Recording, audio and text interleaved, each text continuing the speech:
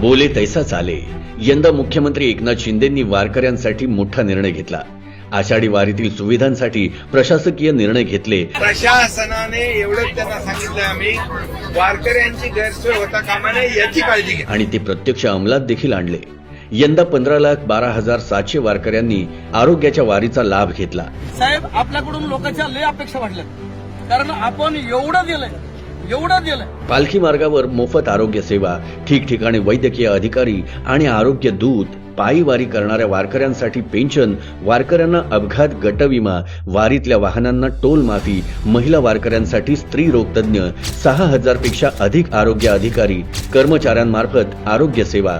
वारकऱ्यांच्या दिंडीला त्यांनी त्या ठिकाणी 20-20 हजार रुपये दिलेत.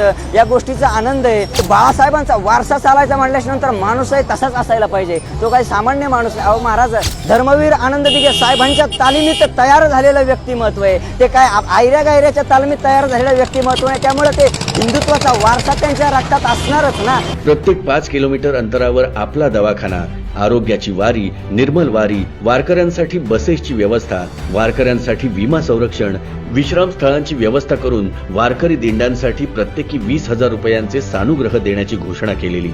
पण मुख्यमंत्री एकनाथ शिंदेंनी फक्त घोषणाच केली नाही, तर ते पैसे शासनाकडून लाभार्थ्यांना मिळाले की नाही याची शहानिशा सुद्धा त्यांनी केली.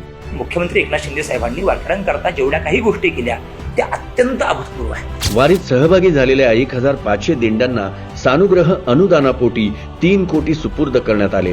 परत वारीपूर्वीच मुख्यमंत्र्यांनी वचनपूर्तता केल्याने लाखो वारकऱ्यांमध्ये आनंदाचं वातावरण आहे. वारकरी सेवा हीच विठ्ठल सेवा. एकनाथांवर कृपाशीर्वाद राहावा. जय हरी विठ्ठल.